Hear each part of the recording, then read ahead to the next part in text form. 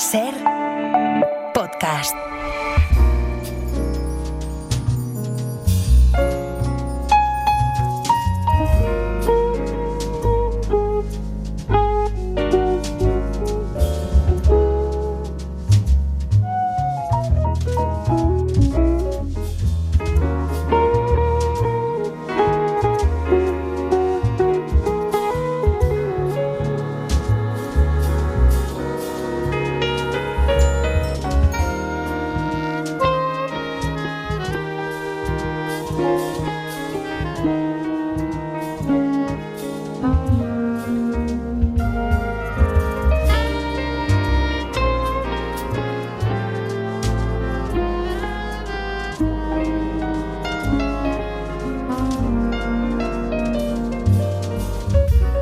Desde Berlín nos atiende Marc Bassets, que es el corresponsal del País en Alemania. ¿Qué tal, Marc? ¿Cómo estás? Hola, Javier, ¿qué tal? Buenos días, guten Morgen.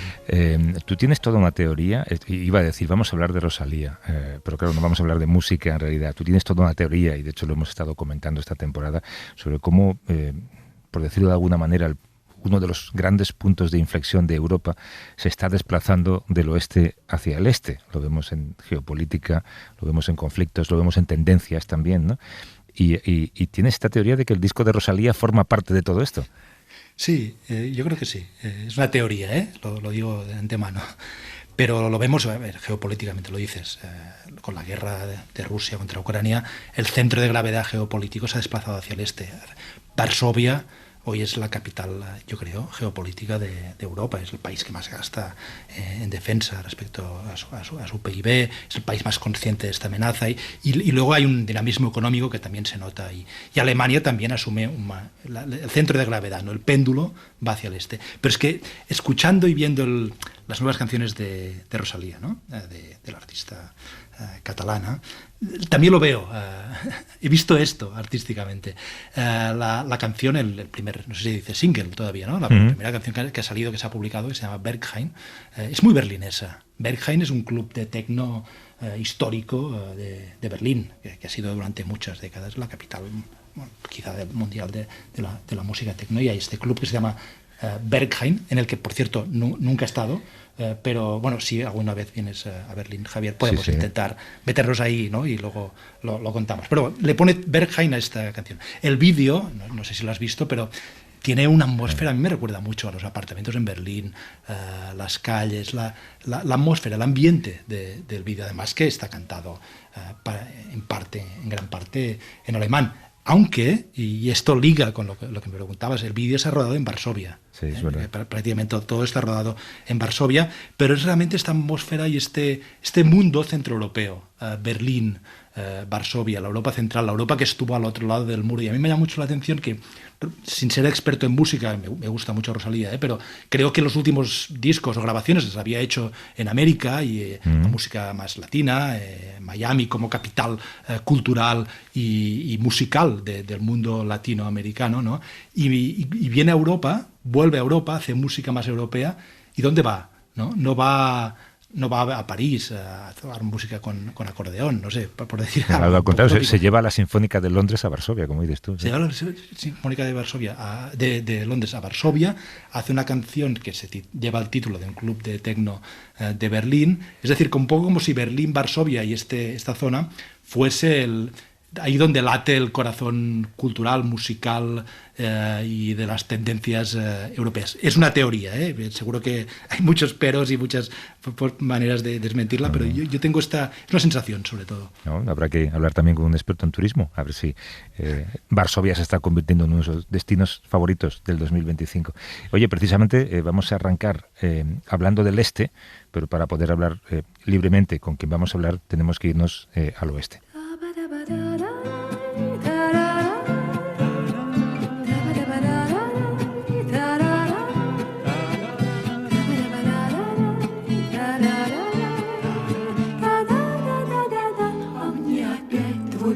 Чудится жизнь моя, боль моя. Быть может, наша встреча сбудется.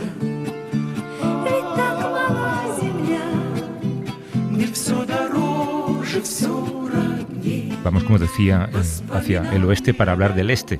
A veces se nos olvida en España que en algunos momentos contar la verdad no solamente era incómodo, sino imposible, porque quien hablara corría el riesgo de morir por querer mostrar que el relato oficial no era la realidad. Hoy en día, en otros lugares del mundo, esto sigue siendo así. Mirar y contar la realidad no solamente supone dolor, también significa correr el riesgo de perder a tus seres queridos, tu día a día, o tener que huir de tu país por señalar que la realidad no es como los gobiernos o la gente en el poder quiere vender como es. En este momento, Marc, en Rusia es uno de esos lugares donde informar es muy complicado y mucho menos si pretendes hacerlo desde dentro. Y esto es lo que le sucedió a la persona con la que vamos a hablar.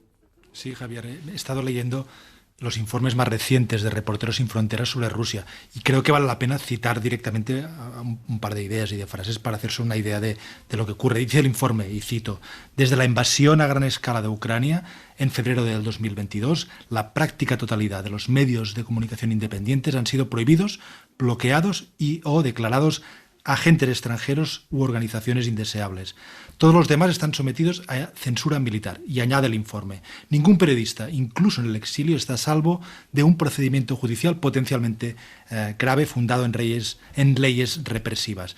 Y acaba denunciando, y sigo citando, también pueden ser incorporados a la lista de organizaciones indeseables. Estos nuevos peligros, surgidos desde el comienzo de la guerra en Ucrania, han hecho que numerosos periodistas independientes opten por el exilio. Esto es lo que dice y denuncia Reporteros Sin Fronteras. Creo que la cita es un poco largo, pero creo que valía la pena decirla, porque ahora, en unos instantes, hablaremos con una persona, precisamente con una de estas periodistas que se ha visto forzada al exilio, que se ha visto amenazada y que conoce muy bien el riesgo al que se expone una periodista libre en su país, en Rusia.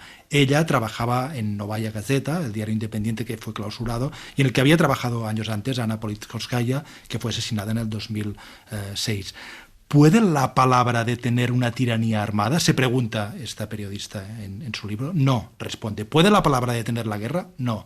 ¿Puede la palabra salvar un país? No. ¿Puede la palabra salvar a la persona que la dice? Y escribe: a mí me salvó. En un segundo hablaremos con la persona que escribe esto. Ella sabe lo que es jugarse la vida por informar, sabe de primera mano que en su país puedes morir por esto. Desde el exilio nos atiende la periodista Elena Kostyuchenko, que acaba de publicar Amo a Rusia, crónicas desde un país perdido, publicado por Capitán Swing en España. ¿Qué tal, Elena? Buenos días. Buenos días y gracias por esta presentación tan magnífica. Solo quiero precisar que el exilio no fue mi elección. Envidio mucho a las personas que eligieron salir de Rusia y a quienes eligieron quedarse en Rusia. En cuanto a mí, el primer día de la guerra, me fui a cubrirla como reportera porque en ese momento yo era la corresponsal de guerra más experimentada de Novaya Gazeta y mientras estaba allí cambió la legislación y mi trabajo se convirtió en un delito. Desde Ucrania ya no pude regresar a Rusia. Salí de mi país con una bolsa muy pequeña y convencida de que volvería en 2 semanas, pero hasta ahora no ha ocurrido. Ya es el 4º año que vivo en el exilio. Y aún así llama la atención el título de tu libro. ¿Cómo se puede amar a un país del que te has visto forzada a salir para poder mantenerte con vida?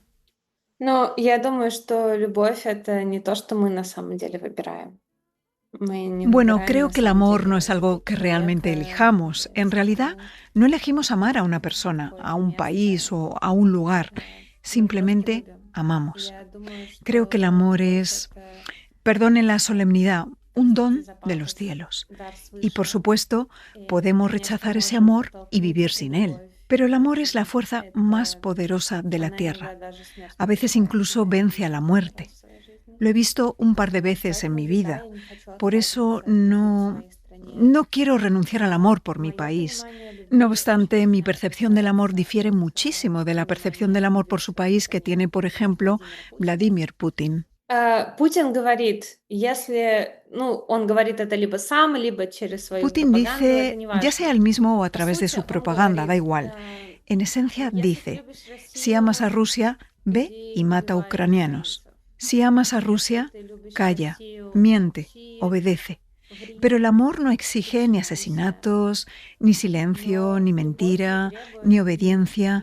El amor exige una mirada muy atenta a aquello que amas. Y cuidado por ello. Mi país ahora está en una gran desgracia y por eso lo amo más que nunca. Pero por supuesto, ese amor trae mucho dolor. A veces es el precio del amor. Nos duele. Hola, buenos días, Elena, desde Berlín, ciudad en la que, por cierto, viviste durante una temporada, pero ya volveremos a esta cuestión. Mi pregunta era, ¿en qué momento te diste cuenta, y cito tus palabras, que Rusia se deslizaba hacia el fascismo? Спасибо за этот вопрос. Я не очень умный человек, поэтому я стала Gracias репортером. por esta pregunta. Ам, No soy una persona muy lista, por eso me Мне hice reportera. Me llevó varios años entender que en mi país hay fascismo. La primera vez que pensé que teníamos fascismo fue en 2013, cuando nuestro Parlamento aprobó la primera ley contra las personas LGBT, la ley sobre la llamada propaganda de la homosexualidad. Y allí se decía que nosotros, que las personas LGBT, somos socialmente no equivalentes a vosotros, al resto de la gente. La propia expresión no equivalente socialmente, cuando clasificas a la gente por categorías y afirmas que esas personas son socialmente no equivalentes a las demás, esa es, en esencia, la naturaleza del fascismo. Entonces me afectó muchísimo. Sufrí mucho, pero conseguí convencerme de que todo estaba en orden, porque al fin y al cabo se trataba de nuestro Parlamento y en nuestro país hacía mucho que no había elecciones libres. Solo eran personas que obedecían a la administración del presidente y pensé que todo eran decisiones burocráticas, que el fascismo de verdad es cuando están enfermos todos, no solo los funcionarios. Pero 9 meses antes del inicio de la guerra a gran escala, cambié de opinión. За 9 месяцев до войны мне и моему фотографу Юрию Козыреву повезло.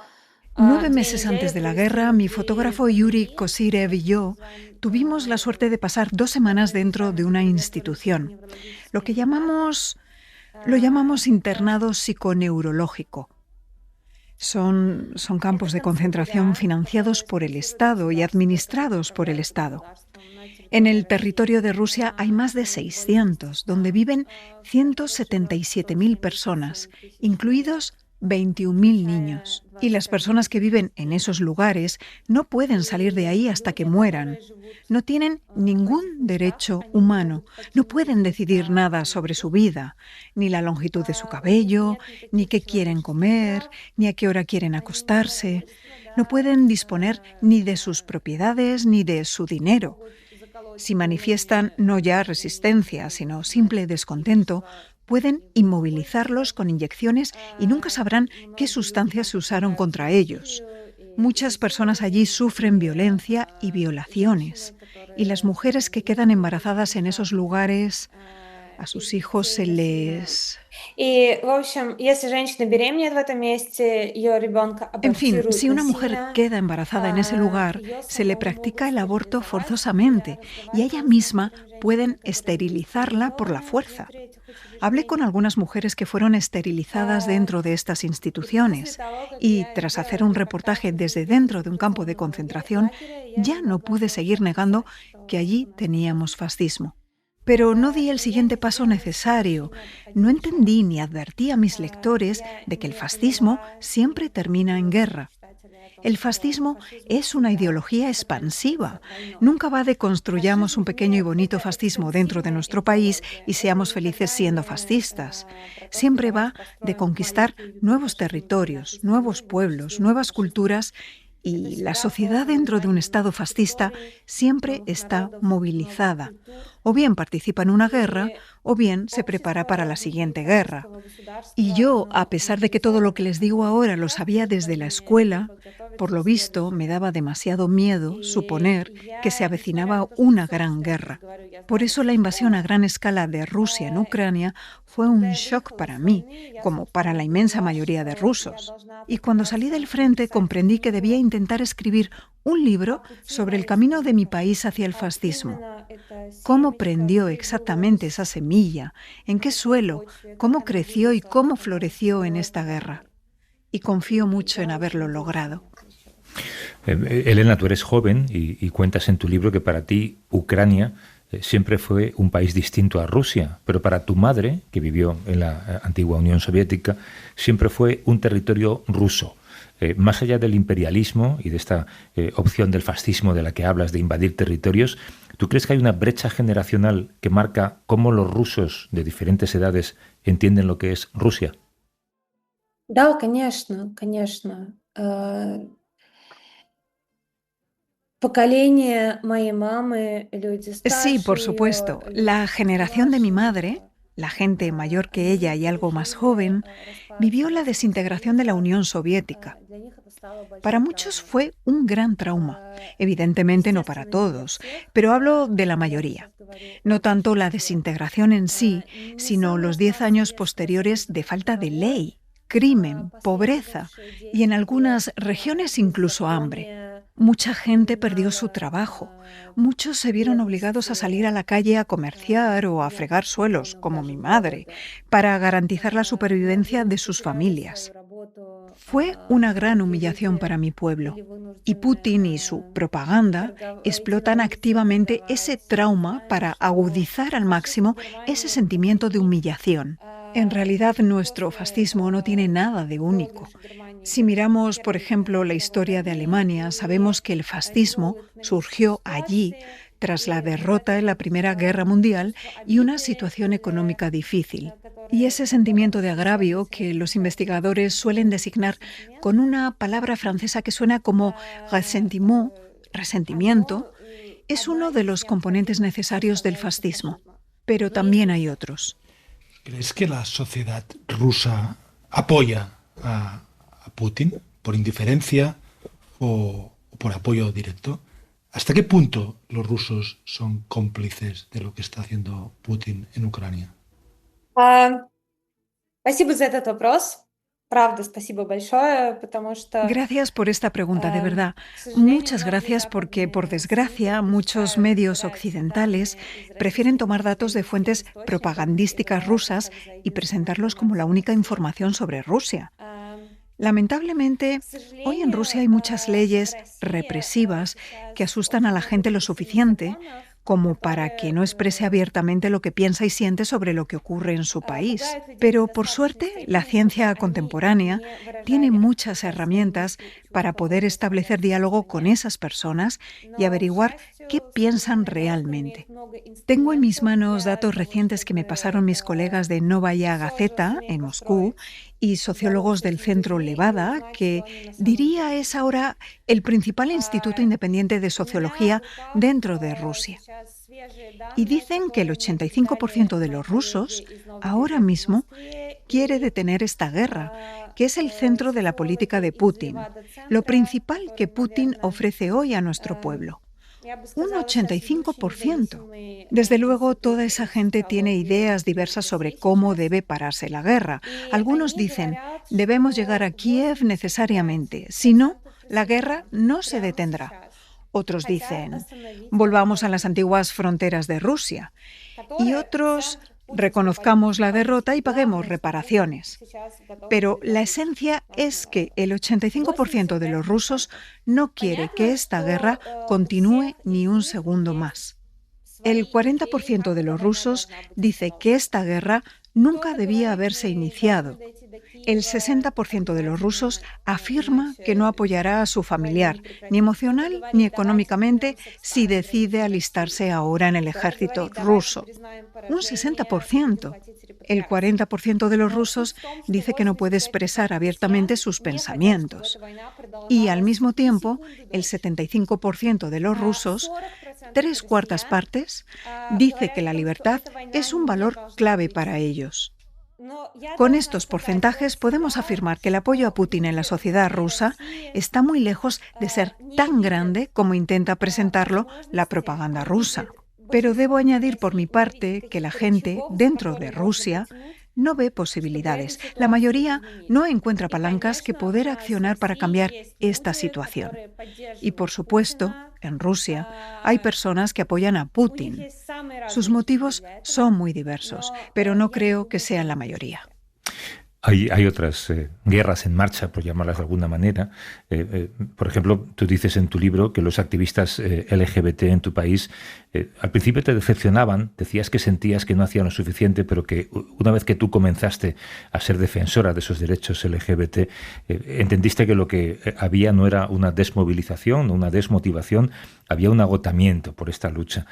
Cuéntanos qué hace el gobierno ruso contra vosotros para frenar las protestas. Ну, сейчас быть в ЛГБТ в России — это фактически значит быть вне закона. С начала полномасштабной войны против Украины Ahora mismo ser LGBT российские en власти Rusia significa de facto расширили, estar значит, fuera de la ley. Desde el inicio de la guerra a gran escala contra Ucrania, las autoridades rusas ampliaron de forma notable las leyes represivas contra las personas LGBT.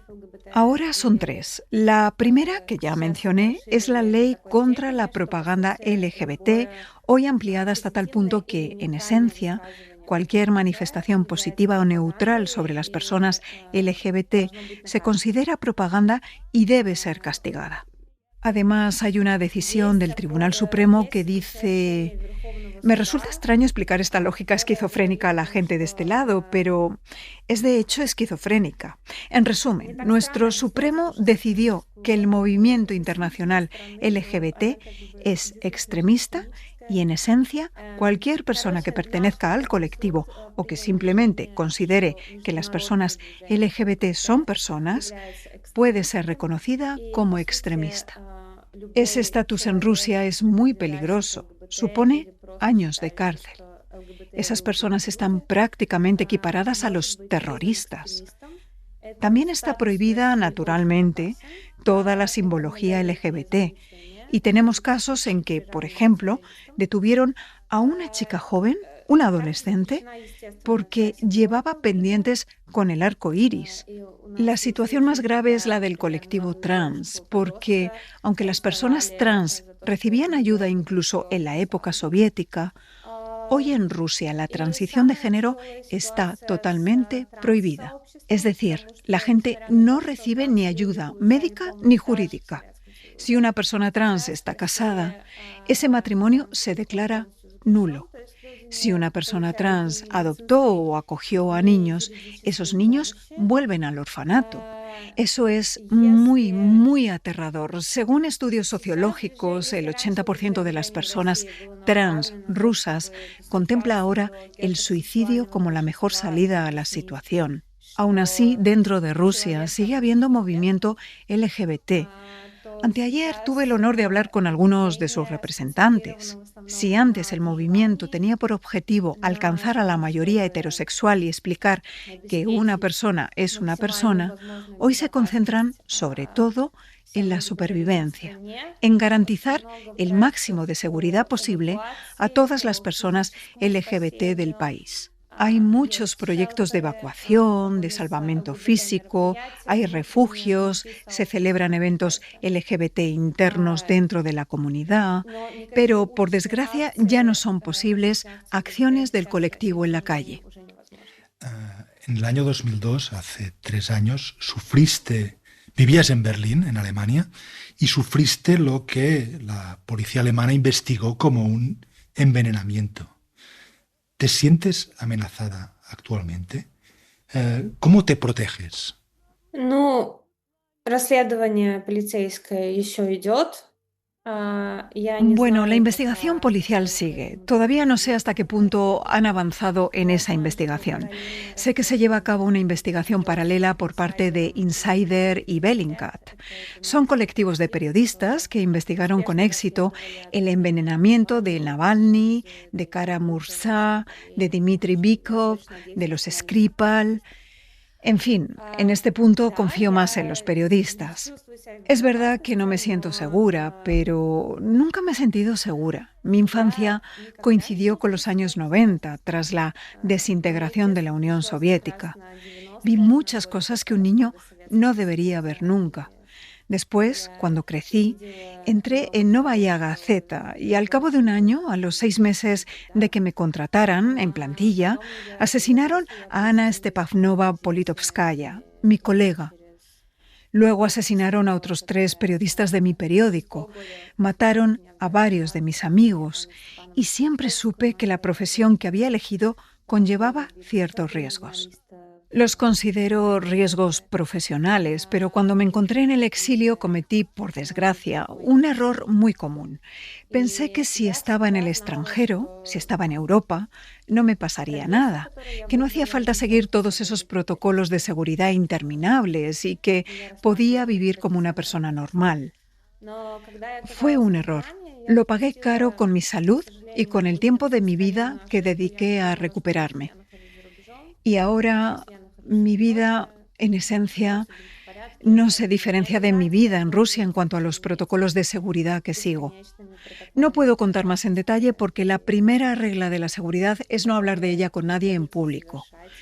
Pero, por desgracia, en mi vida, en lo cotidiano, hay acciones rutinarias que tengo que realizar para seguir a salvo y poder continuar con mi trabajo. No creo que... Claro que me entristece, pero al mismo tiempo entiendo que he tenido mucha suerte, incluso con el envenenamiento que sufrí, gracias a Dios. Pese a que la recuperación fue larga, me recuperé sin secuelas. Puedo volver a trabajar sobre el terreno, puedo llevar la vida que deseo, y eso probablemente es lo más valioso. Nos ha atendido, obviamente desde fuera de Rusia, y nos hemos comprometido a no decir desde qué lugar, la periodista Elena Kostyuchenko, que ha publicado Amo a Rusia, crónicas desde un país perdido, en España publicado por Capitán Swing. Elena, gracias por esta conversación y mucha suerte en el futuro. Muchas gracias por esta conversación. Hemos tratado cuestiones muy importantes. Fue excelente. Gracias. Gracias. Спасибо. Gracias. Спасибо, gracias. Эти летние подмосковные вечера не забудет и эти летние подмосковные вечера.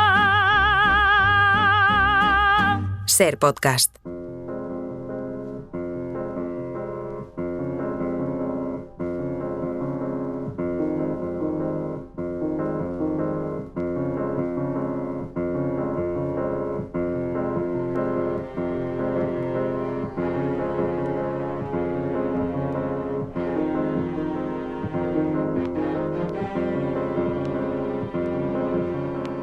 La FIFA ha anunciado que va a organizar su primer Premio de la Paz. Bajo el lema de que el fútbol une al mundo, el presidente de la FIFA, que es Gianni Infantino, entregará el 5 de diciembre el galardón en Washington, donde también se va a hacer el sorteo para conocer los equipos que van a jugar en el Mundial de 2026. Es un acto al que, por cierto, ya ha dicho que asistirá Donald Trump. La idea del premio es reconocer a personas que hayan realizado acciones excepcionales y extraordinarias en favor de la paz y que al hacerlo hayan unido a personas de todo el mundo, según dice la FIFA.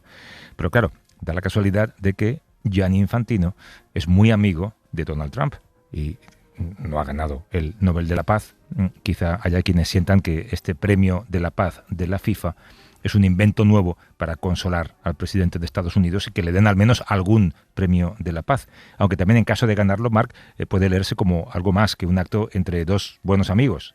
Sí, Javier, aquí hay dos factores que a mí me parecen muy significativos. El primer factor es, como decías, Donald Trump está muy decepcionado por no haber ganado el premio Nobel de la Paz. Y el segundo factor es que hay muchos líderes internacionales que han llegado a la conclusión de que la mejor manera de manejar a Trump es adulándolo, hacerle la pelota al máximo, para decirlo claramente. Han llegado a la conclusión de que hay que hacerlo así con Trump, para obtener cosas a cambio, para evitar que se te ponga en contra Trump, para evitar que te haga daño, y qué mejor manera de ser su amigo que darle un premio. Gianni Infantino es un personaje particular, es un auténtico líder global, se puede decir, y digo líder global porque la FIFA, con todo el dinero que mueve, y no solo el dinero, también las pasiones.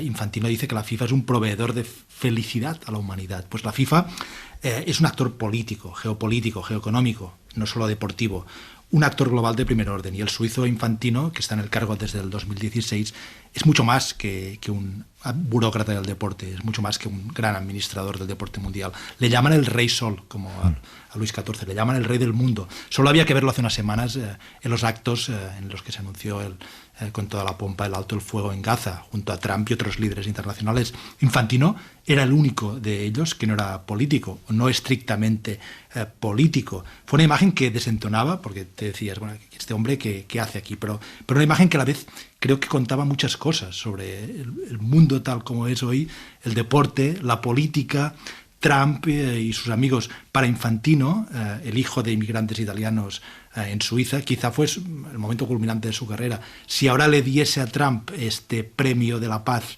de la FIFA, este premio Nobel de la paz paralelo, sería, pienso, la coronación definitiva de esta alianza, de esta amistad entre Trump y Infantino. Para hablar de cómo están unidos política y fútbol, nos atiende desde Barcelona Toni Padilla, que es historiador y periodista del diario Ara. ¿Qué tal, Toni? ¿Cómo estás? Hola, ¿qué tal? ¿Cómo estáis? Háblanos de este Infantino, para quienes no sepan qué pie calza, digamos. Bueno, creo que lo estabais definiendo muy bien. Gianni Infantino es una figura inicialmente muy, muy oscura, el típico trabajador, funcionario que sin ser el más brillante va subiendo en los escalafones de una institución tan importante como es la Federación Internacional de Fútbol, la FIFA, y que de ser casi un trabajador, un burócrata, él es abogado, él estudió Derecho y entró a la FIFA precisamente para ser el abogado que gestionase temas de derechos audiovisuales de la FIFA. Poco a poco va subiendo y con un poco de suerte, porque otros candidatos acaban fuera de la lucha para ser el sucesor de Josep Blatter, él se encuentra con el cargo más importante. Y a Infantino le ha afectado el mismo síndrome que afectó a su predecesor, al también suizo Josep Blatter, o que afectó a tantos presidentes del Comité Olímpico Internacional, que es precisamente ese síndrome que decíais de sentirse un jefe de Estado, ¿no? Un Estado sin fronteras, sin territorio, pero que llega con sus tentáculos a todo el mundo gracias al deporte, y que de repente se encuentra creyendo que él puede ser un actor en la geopolítica, yendo más allá del fútbol, sino que creyendo, como decía Blatter y como dice Infantino, que gracias al fútbol, el deporte rey que nos une a todos, él cree que puede ser una persona que participe en procesos de paz, en negociaciones entre estados enfrentados, y persiguiendo en ese poder, ese salir en la foto, esa persona que siempre había sido alguien casi ignorado por la mayor parte de la familia del fútbol, se ha convertido en la cara omnipresente desde el Salón Oval de Washington al Kremlin junto a Vladimir Putin. Pero en este bromance, como se dice ahora, ¿no? En este romance entre señores hay una tercera parte, ¿no? Que es Mohammed bin Salman, el príncipe heredero de Arabia Saudí. Correcto, que es el nuevo actor, ¿no? Que ha entrado, ha reventado las puertas, ¿no? Como los salones del Far West, se han abierto las puertas de par en par, ha entrado. ¿Y este quién es, no? Pues el príncipe heredero saudita, que básicamente ha cambiado la política del reino de Arabia Saudita. Su padre no tenía ningún tipo de interés de contarse al mundo, de utilizar el deporte, tenía un estado tirando a hermético, donde podía cometer todo tipo de crímenes, pero el hijo, que estudió en el extranjero, aunque también es una persona con las manos manchadas de sangre, porque lo ordenó, por ejemplo, el asesinato de ese periodista que estaba exiliado en Turquía, pues él ha entendido que Arabia Saudita tiene que seguir el camino que iniciaron sus estados vecinos, Emiratos Árabes Unidos y Qatar, de utilizar la soft politics del deporte para vender una imagen, para ganar peso, y casi por un tema de envidia, porque los sauditas siempre han mirado a los cataríes y a los de Emiratos Árabes como los hermanos pobres, estaban ahí porque ellos son más ricos, ellos son más importantes, ellos son los protectores de los lugares santos del Islam. De repente vieron que Qatar organizaba el Mundial, que los Emiratos conseguían grandes premios de Fórmula 1 y un equipo de baloncesto en la Euroliga. Dijeron, bueno, nosotros también tenemos que utilizar el deporte. Y han entrado por todas, copiando la táctica de sus vecinos pequeños, pero como ellos tienen más capacidad económica, más músculo económico y más poder y más habitantes, pues han decidido que el deporte, no solo el fútbol, será suyo. Y por eso quieren organizar un mundial de fútbol. Lo harán después de una jugada maestra en que han conseguido sacarse del medio a todos sus rivales para ir lo más rápido posible, que es ese mundial donde está España. Al final hay una rotación de continentes, recordemos, debería haber una rotación de continentes. ¿Qué hicieron? Pues que en el mundial que se va a organizar en teoría en España se sacan de encima a 3 áreas continentales, porque se va a jugar en Europa, España-Portugal, en África, Marruecos, y van a hacer unos partidos inaugurales para conmemorar el centenario del primer Mundial en Uruguay en Sudamérica. Entonces, si el próximo Mundial ya es en la Confederación Norteamericana CONCACAF, así ya le permite cerrar el círculo y volver muy rápido a Arabia Saudita, que también quiere postularse como sede de Juegos Olímpicos de verano y de invierno, con instalaciones de nieve artificial. Van a por todas y tienen dinero y tienen poder. Por tanto, eso es música que suena muy bien a las orejas del bueno de Joan Infantino. Sí. Buen día, Toni. Aquí Marc, desde Berlín. Realmente Infantino es amigo de todo el mundo, parece, en un momento en el que el mundo está muy turbulento y dividido, pero es especialmente amigo de Donald Trump. Y yo quería saber, ¿tú crees que le va a dar este premio? ¿Y cómo se explica esta amistad y esta relación tan cercana entre ambos?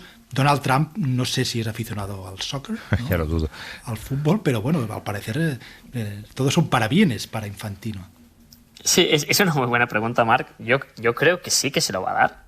Creo que está diseñado como tal.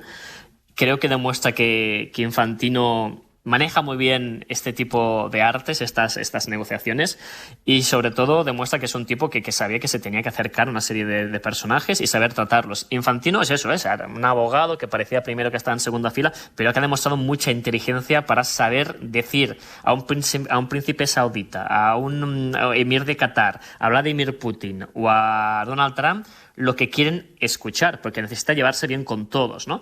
En eso yo creo que es el gran heredero del primer dirigente mundial que creo que supo utilizar el deporte de esta forma, que no es otro que nuestro Juan Antonio Samaranch, que era esa persona que de repente podía ser recibida con los mismos honores en la China maoísta, en Corea del Norte, en Corea del Sur, en la Casa Blanca, en el Kremlin, en todos sitios, ¿no?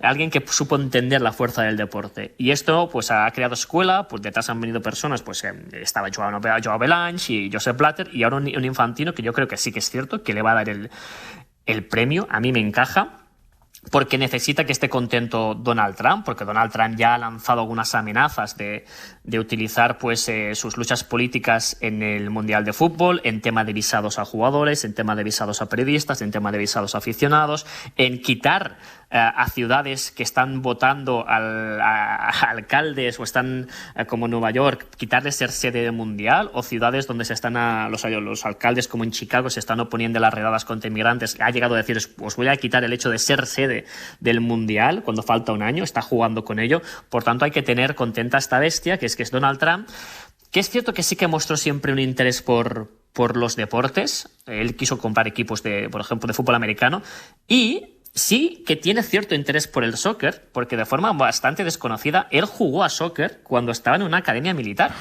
Hay un almanaque de esos que parece sacado de una película de Hollywood de los años 60, en que aparece la fotografía de un equipo de estudiantes, y Donald Trump jugó a soccer, fue delantero, y ha tenido una mínima sensibilidad por este deporte, lo ha ido siguiendo porque ha visto que es poder, y por eso ha mostrado cierto interés. Hubo el rumor de que quiso invertir en algún equipo escocés donde tiene sus raíces familiares, pero bueno, sí que más o menos ha estado por ahí. No es una persona ignorante, domina lo que es el fútbol, y sobre todo entendió que es una gran herramienta para llegar a todos sitios, y por eso la alianza con Gianni Infantino pues fue de lo más natural, y creo que Infantino está en el top 3 de personas que ha sido más veces recibida en el Salón Oval por Donald Trump. Se lo conoce más que el salón de su casa en Suiza. No sabía que Trump había ido a una academia militar, sabía que se había librado de ir a Vietnam porque compró a un médico, dicen las malas lenguas, pero seguramente también compró la academia militar después, que ya cuando se hizo rico, ¿no? Oye, y en el Mundial que se celebra conjuntamente entre México, Estados Unidos y Canadá, ¿qué puede pasar con estas amenazas de Trump de retirar visados a equipos según el país del que procedan, a periodistas según el país del que procedan? Es una pregunta muy, muy interesante, porque hay ahora mismo dos focos de atención, que son obviamente el Mundial del próximo verano, que la parte central de la competición es en Estados Unidos, pero como bien decís, también hay partidos en Canadá y en México en un momento en que las relaciones con los dos vecinos son malas, y luego ya ampliando la mirada a los Juegos Olímpicos de Los Ángeles, también en una zona donde Donald Trump no saca buenos resultados, y también ha amenazado con castigar a la ciudad de California si no lo cuidan. El consenso tanto en FIFA como en Comité Olímpico Internacional es que Trump está haciendo un poquito, se hace el bravucón, amenaza, pero que Trump sabe que unos Juegos Olímpicos de verano o un Mundial de fútbol que sean un fracaso, que tenga incidentes, que tenga tensión, no le interesa. Él sabe que del poder de organizar bien un gran acto deportivo, sabe que le interesa a Trump una demostración de poder, salir en la foto, estar ahí, y lo que se cree es que ahora está poniendo presión, amenazando, un poquito haciendo eso, bueno, de bullying de escuela que le va tan bien, para ver si amedrenta a sus opositores, pero que cuando llegue la hora de la verdad va a intentar ofrecer una imagen de país que funciona, de país simpático, nacionalismo exacerbado, él en el centro de la foto, como hizo en el Mundial de Clubes, esa imagen que todos recordáis, ¿no? Que bajó a entregar el trofeo a los jugadores del Chelsea y no se bajó del escenario porque quería salir en la foto. Sí. Teníamos ahí a nuestro Marco Cucurella que decía, pero ¿qué hace este tipo a mi lado? ¿No? Baje usted del escenario, por favor. Así que el consenso es que en principio ahora amenazan mucho, pero no va a llegar al punto de decir, pues no le doy visados a los jugadores de Irán o quizás algún periodista sí que se queda fuera, pero intentará cuando llegue el momento decir, veis lo bien que lo hago, veis lo bueno que soy, y eso es un poquito lo que está negociando Gianni Infantino. Esto cuenta mucho de Trump, ¿no? Que cuando entra a una sala nunca mira, incluso ahora siendo presidente, a ver dónde está la salida de emergencia, sino a ver dónde está la cámara para ponerse delante. Bueno, pues el 5 de diciembre, si le dan ese premio de la paz de la FIFA, nos acordaremos de ti, Toni. Toni Padilla, desde Barcelona, historiador y periodista del diario Ara. Mil gracias, como siempre, Toni, un abrazo. Gracias a vosotros. Hasta luego. Gracias.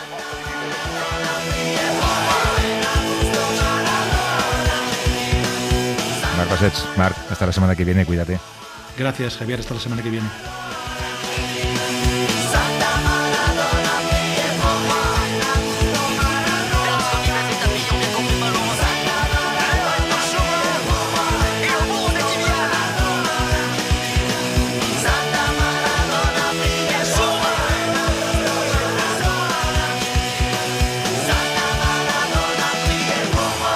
Para no perderte ningún episodio, síguenos en la aplicación o la web de la SER, Podium Podcast o tu plataforma de audio favorita.